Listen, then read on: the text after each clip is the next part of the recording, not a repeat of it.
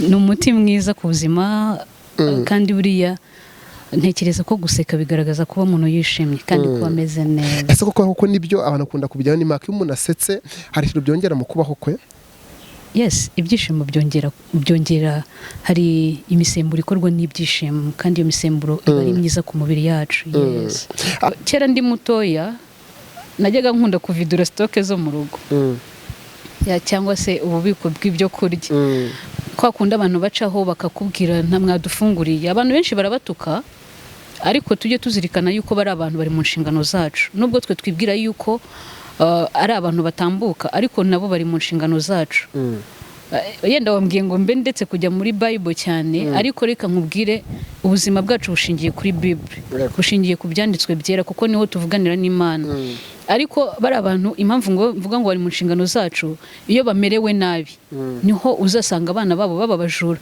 Niba kwiba ntago uzabazahangayika bonyine, nawe uzahangayika kujya kubirukankaho.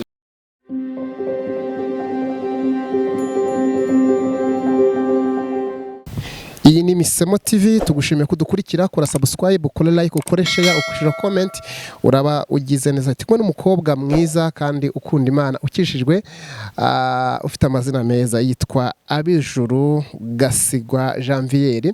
Akaba ari umwe mu bakobwa bakora umurimo mwiza yahamagariwe wo gufasha abantu. Umutima waraje umuzamo bidashingiye wenda ku byinshi atunze, siyo ko binahari bimubeshejeho ku giti cye ariko afashisha abandi. Araza kutwibwira aho agenda akora hatandukanye, ariko ni rwiyemezamirimo, akora mu kigo gitanga imiti cy'ubuvuzi. Aza kudusobanura uko gikora n'imikore yacyo. Tugwaye ikaze. Umeze neza? Ndashima Imana. Uri amahoro? Kuki ukunda guseka cyane? Ni umuti mwiza ku buzima kandi buriya ntekereza ko guseka bigaragaza kuba umuntu yishimye kandi kuba ameze neza. Ese koko nibyo abantu akunda kubijyana n'imaka iyo umuntu asetse hari ikintu byongera mu kubaho kwe? Yes, ibyishimo byongera hari imisemburo ikorwa n'ibyishimo kandi iyo misemburo iba ari myiza ku mubiri yacu. Yes. Hari abantu bakunda kubona ukabona bahora bakanyariye mu maso, nago baseka, bafite ibikomere bahuye nabyo wenda mu mateka yabo, ugasanga bameze nk'abasaza. Bya biterwa nuko wenda badaseka. Ndabikubaza nk'umuganga n'umuntu mu bintu by'ubuvuzi kugira ngo mudukurikira byumve neza. Buriya ibikomere tugira bituma gukanyarira kwacu kubaho. Kubera iki? Bipfira mu bitekerezo. Ibitekerezo byacu iyo bifite ibintu uburemere bw'ibyo bufite bituma no mu maso yacu hakanyarara. Ariko biterwa nanone n'uburemere wabihaye nawe. Iyo umuntu yahaye uburemere ikibazo kimurusha uburemere kikagaragara n'inyuma. Reka yenda tuve mu bintu by'ubuzima busanzwe. Bible iravuga ngo iyo umuntu aremerewe n'amaganya, sibyo n'ubuzima bw'isi biragenda bikamutsikamira. Yenda ndaparafaraje ariko iyo umuntu yishimye na Yesu yaravuze ngo mwishime iteka. Impamvu yavuze ngo mwishime iteka no kugira ngo tugumane ubuzima buzima. Byumvikana ko umugabane w'abizera n'ibyishimo byatari. Muri ino minsi harimo harumvikana ibintu byo kwiyahura cyane, abantu biyahuye bagiye mu Nyabarongo, amakuru ugenda yumva, abandi bahanutse ku ma etage bariyahuye. Byaba biterwa no kutakira Kristo ngo abaho amahoro, cyangwa bihure n'ubuzima na bya byishimo munabura? Buriya rero Kristo ni ubuzima. Kristo ni ubuzima. Kristo ni amahoro. Iyo ufite Kristo bya bintu ntago bikuremerera kuko hari ubikwikorerera. Ni nabyo byishimo duhorana kuko buriya niyo mpamvu abantu benshi bagiye bagira ngo abakristo ni abasazi. Ntago ari abasazi, ahubwo nuko uwo bizeye baba bazi n'imbaraga ze. Ikindi abantu biyahura nuko baba batakaje ibyiringiro, kandi iyo batakaje ibyiringiro n'ibyishimo birabura. Yego, tugaruka ku buzima bwa ubundi uri muntu ki? Ndagira ngo twibwira abadukurikiye benze uko nabivuze, barakubona uri umukobwa urimo kuvuga ibyanditswe byinshi, urimo kuvuga Imana, ufite ibyishimo byinshi, ufite ibitwenge byinshi, wambaye neza, ariko bashaka kwibaza uriya mukobwa ni uwahe? Amateka make yawe. Murakoze cyane. Amazina yanjye nitwa Abijuru Gasigwa Janvier nk'uko babivuze. Ndi mwene Gasigwa. Izina Gasigwa ni irya papa. Nkaba ndi umukobwa w'imfura. Waratese? Imfura zirateta cyane. Dukundana na papa cyane, turamusohoje. Papa ndagusuje cyane, ndagukunda urabizi. Na mama ndamukunda. Ngira ababyeyi ni inshuti zanjye, bose ni inshuti zanjye. Ikindi sinzi aho mvuka igitwe ndi n'umuadventiste ndi umukristo w'umuadventiste w'umunsi wa karindwi ariko ntabwo ndi umukristo uhereranwa n'amateka gusa kucya kukongeyeho hari impamvu nkongeyeho sorry abantu bakunda kuvuga ngo abadventiste ngo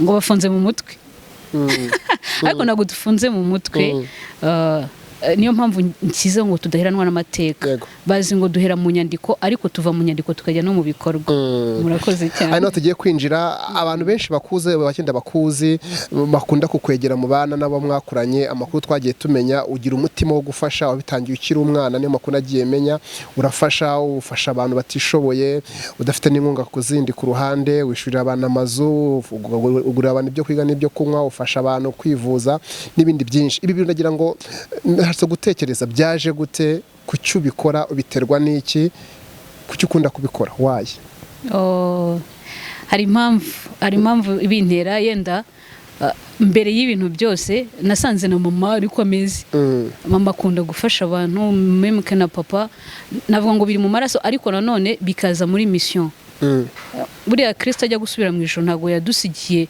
kujya kwigwizaho ibintu nabyo ni byiza kugira ngo tuve hamwe tugera ahandi twaratetse kubijyana kuri Kristo kuko abantu badukurikiye benshi bemera Kristo kandi se ko babikora agiye tavuga ati n'umuhamagaro we n'umuhamagaro wabo ariko nkibaza niba umuragiro umuhamagaro wo gufasha ari umuntu runaka cyangwa ari wabizera bose muri rusange ndagira ngo mvuge ku giti cyawe wenda mu mavuka mu gukura kwawe ukuntu wabyibonyemo ukuntu wabyisanzemo uduha ishusho yabyo tubone kwinjira no mu buryo murakoze cyane no kuvuga ngo nakuze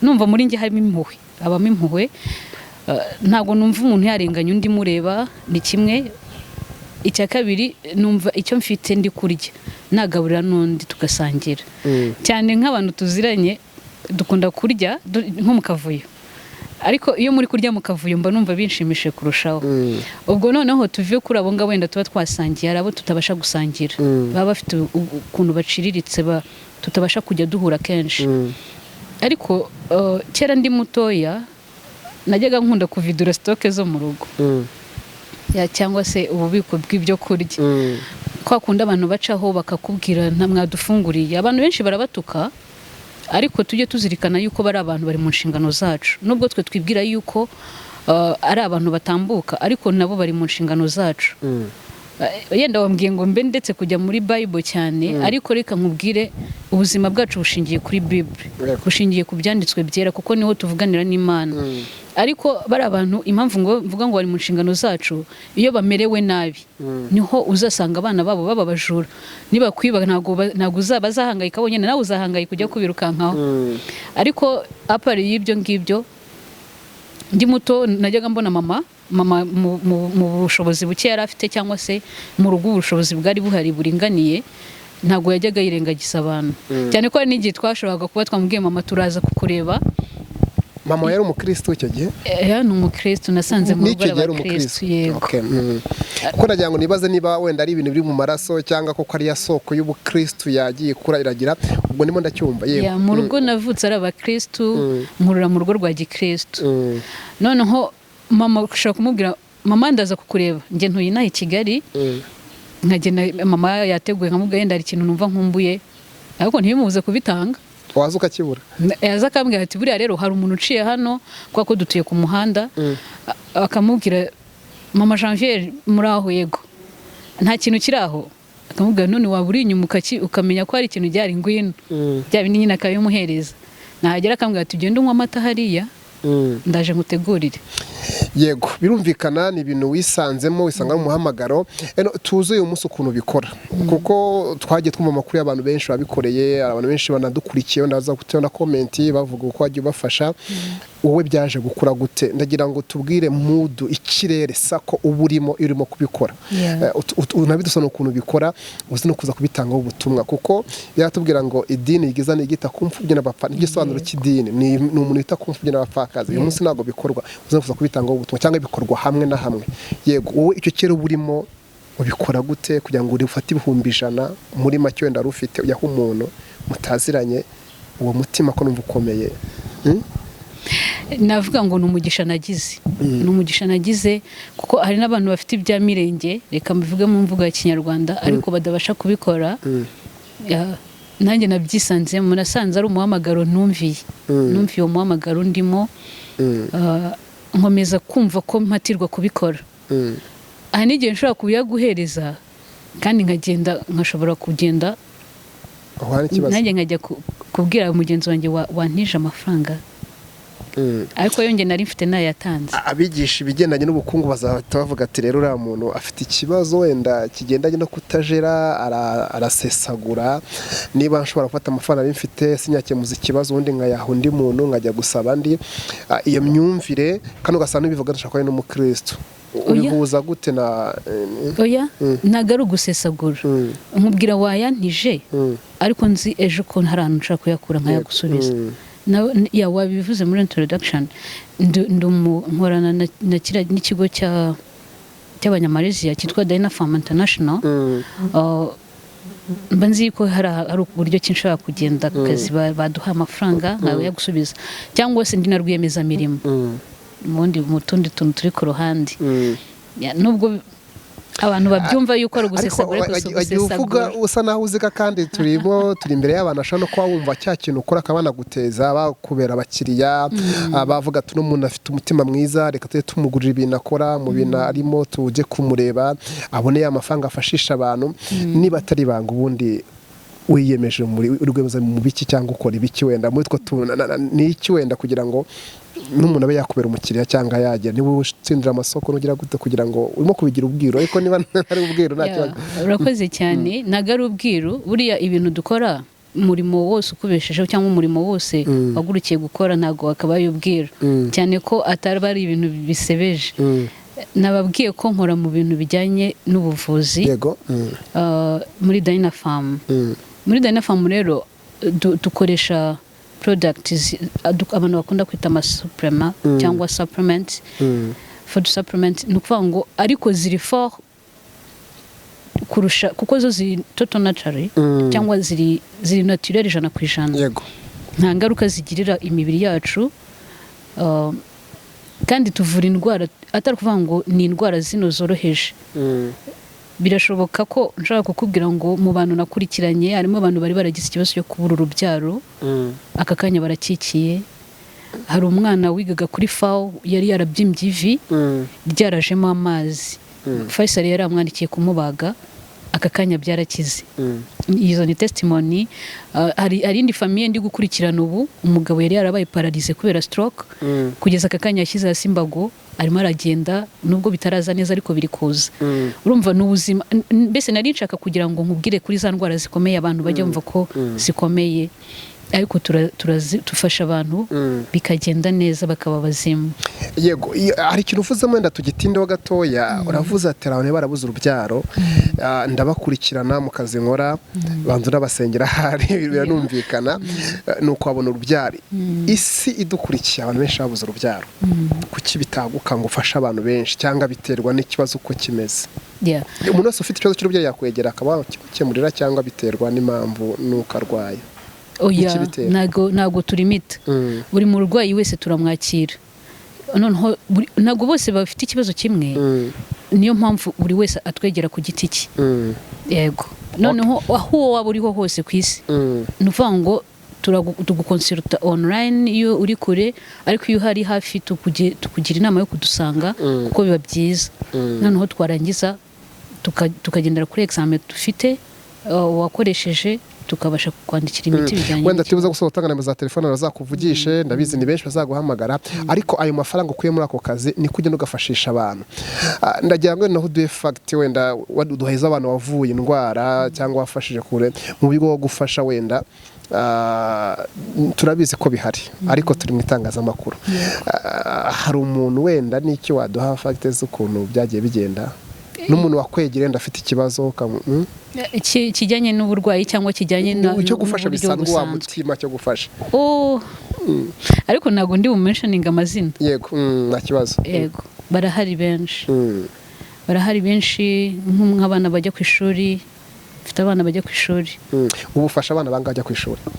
ubu kugeza kanya mfite abana 3 nibo nsigaye mfite ubushobozi bwo gufasha. Birafashaga bangahe ufite ubushobozi wenda? Nafite abana benshi bagera ku 11 ariko bigenda ubuzima bugenda buhinduka, bituma mfata bakeya mbona baruhije cyane, ariko nagize n'umugisha 3 muri babandi basoje amasomo yabo. None kuki udashaka andi maboko kugira ngo wa mutima uhuze n'abandi bantu bafite uwo mutima ko bagufasha, mwe mwahuza imbaraga bave kuri 3 bagere ku 10 bagere ku 100 ikintu kinini cyo gufasha abantu? Kuki utabyagura muri ubwo buryo? Ese nagushaka ko abandi babizamo? Ese abandi baje mwafatanya? Ese ubonye izindi nkunga zagufasha wazakira? Byaba ari byiza cyane, kuko ntago ari uko babandi, ntago ari uko mfata abo ngabo kuko aribo bagafashwe, ahubwo ni ubushobozi bukeye. Narabitekereje, ahabonetse abandi tugafatanya byaba ari andi maboko, kandi ntabwo wakwanga amaboko. Byaba byiza cyane, noneho tukagira benshi. Dufite abantu benshi bababaye, hari abantu benshi bababaye, kandi abenshi muri bo ni twebwe bareba. Hari n'igihe ariko nawe bakureba, nawe ukabura ikintu bakorera nyine. Yego, bitewe n'ibyo ufite n'ubuzima uhagazemo. Uretse kwishyura abana amashuri cyangwa wagiye wishyura abana, ikindi kintu wagiye ukora cyangwa ukora cyo gufasha ni iki? Hari abantu numva ngomba kumenya ko bariye. Hari abantu ngomba kumenya se inzu yabo yishyuwe. None se ngira amatsiko, umushahara uhembwa ntabwo muzi, ariko nshaka kuwumbwira. Uyu mushahara uhembwa niwe uzi ukishyura abana amashuri, ukishyura umuntu inzu, akabura ushonje, wowe bigenda gute? Buriya hari amahirwe umuntu agenda agira. Bya bindi nakubwiye, ntabwo mfokasinga ku kazi ko nkora gusa. Niyo mpamvu natekereje ku rundi ruhande, se ntabwo nakora akandi kantu ko kunyunganira. Ako kantu ko ntabwo wibuka? Aho ngaho nabaye rwiyemezamirimo mu bindi buryo bujyanye no gusapurayinga ibintu. Ni ibintu bihabanye n'ubuvuzi. Usapurayinga ibiki kugira ngo turebe ko ibintu by'ubwubatsi bijyanye, ariko bitari byo muri kenkayori. Imicanga, amabuye, ni imirimo y'abagabo. None uri umukobwa utandukanye, wenda mvuge n'abandi, kuko kugira ibyo bitekerezo byagutse, hari abantu bafite ibitekerezo bya kigabo, ariko undi muntu aba ari umugabo mu bitekerezo. Byaje gute gutekereza ngiye kugira amabuye uri umukobwa ukiri muto nuko nguko? Nkunda gukora ibintu bitandukanye. Nkunda gukora itandukaniro. Unambaye ishati imeze nk'iy'abahungu yitandukanira. Ubundi abandi baza kwikamera wambaye ibintu by'ibitenge, udukanzu iki, yewe yambaye kanzu uzinga gihungu. Nakize ko umuhungu wundi mbere najyaga nkunda kwambara ibintu bimeze nk'iby'abahungu. Ntangiye kwambara nk'abakobwa vuba, ariko ndabikunda. Yego. Nakuze numva ngomba kuba umuntu munini, kandi n'ubundi nzaba munini. Apana munini w'ubuzima w'umubiri, munini mu bitekerezo, munini mu bikorwa. Uzaka ikiganiro n'umugabo witwa Steven azakunda organize ibintu byitwa imitekerereze, imitekerereze yagutse, akunda kwivuga cyane. So no tugana ku musozo, ndagira ngo wenda ugire ubutumwa utanga. Impamvu twagose no kugira ngo dusangize isi umuhamagaro ufite, naho kandi twifuza n'amaboko, niko umaze no kutubwira amaboko yagufasha, abantu bakumva ibitekerezo byawe, bagutera inkunga, mugakora ikintu kinini, mugafasha benshi, kugira ngo wa muhamagaro kurimo waguke, ubashe kugera kure. Wenda ikintu wakwifuza ku bantu, icyo wabwira abantu wifuza kuri uwo muhamagaro ufite ni ikihe? Ariko tutarasoza, wari uri kumbaza ukuntu ngenda mfasha abantu.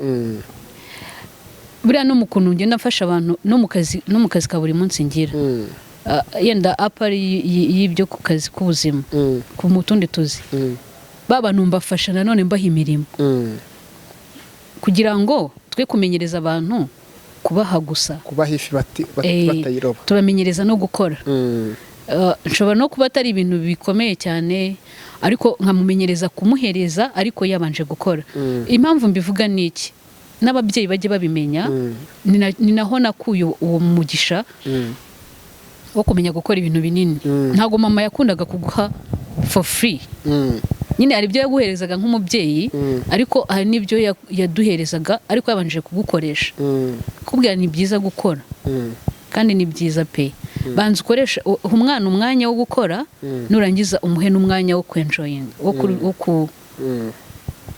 wo kunezererwa bya bindi yego ubwo umaze kuba abakozi ni bangahe umaze kugira wenda urabakoresha ukabagumana cyangwa yavuga ati wewe ushaka ngo iki ngiki ukamushyira muri kampani cyangwa gukora agakora umunsi kabyizi akagenda cyangwa umunsi ufite abakozi bari figise ndivuga ati abantu bari muri kampani yanjye barankorera muri kampani yanjye ntagiraguka iracyari ntoya ariko mfitemo abakozi bakeya bahoraho ariko mfite n'abakozi nyine bajya baretse simbavuge nta kibazo yego mfite n'abakozi baza abanyakabyizi kuko nubwo nkora ibyo nkunda no guhinga urahingisha ugahinga wowe urahinga cyangwa urahingisha no guhinga ndabizi ukajya mu murima ugahinga uzi gukumura urwiri nzakwereka amafoto ndi gukuramo urwiri bari guhinga nanjye ndi gukuramo urwiri inyuma uri umukobwa udasanzwe yego no tugana ku musozo niba nta kindi ndagira ngo ugire icyo ubwira ngo dukurikiye aya maboko yo kugufasha ukazamurana mukazamura umurimo wo gufasha abantu ibyo bikorwa bikurimo uwo mutima wagira andi maboko wavuze ngo ntacyo bitwaye ubutumwa watanga kuri bo nubuye kuri abo bantu n'ukabana mu za telefone murakoze cyane ubutumwa nahereza abo bantu nabitekereje kera umva Imana ibagure kandi ibahe kugira ngo duhuze ibitekerezo uyu muhamagaro turimo nyemerera mbigarure mu bintu by'Imana uyu muhamagaro turimo ntago ari umuhamagaro wa muntu ni umuhamagaro w'Imana kuko Yesu yaravuze ngo nari nshonje ntiwangaburira nari ndwaye ntiwangeraho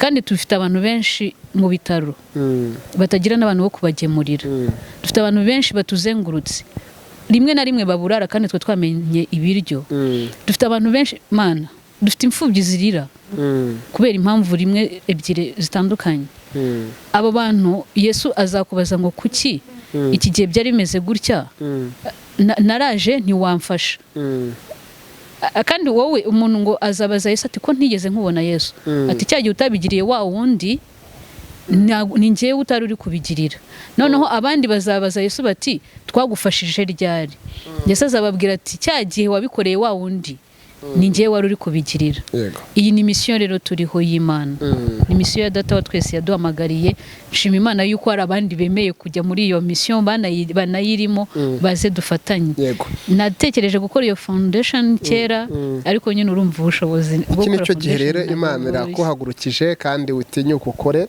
kandi byakire nk'ubuhanuzi amen byakiriye kandi mudukurikiye rwose muze mufashe n'umwana w'umukobwa mumufashe muzamure uwo muhamagaro mutere inkunga umuhamagaro umurimo kandi ndizera ko we n'Imana namwe muzagera kure kuko n'icyo Imana ibifuza no gufata ibyanditswe tukabikora muri Bibiliya tukabigira ubuzima bwacu kuko ntabwo ubukristo buvuga turabukora siko bimeze turagushimiye cyane nimero za telefone umuntu yakubonaho rero cyangwa imbuga ukoresha social media ukoresha abantu bakubonaho zitandukanye yaba email yaba telefone yaba Facebook yaba Twitter Instagram nta kibazo yego murakoze cyane nimero ya telefone nkoresha ni 0782 52 0321 subira muri 0782 52 0321 nyikoresha kuri WhatsApp no kuri call isanzwe Instagram yanjye nitwa abijuru gasigwa Janvier memke na Facebook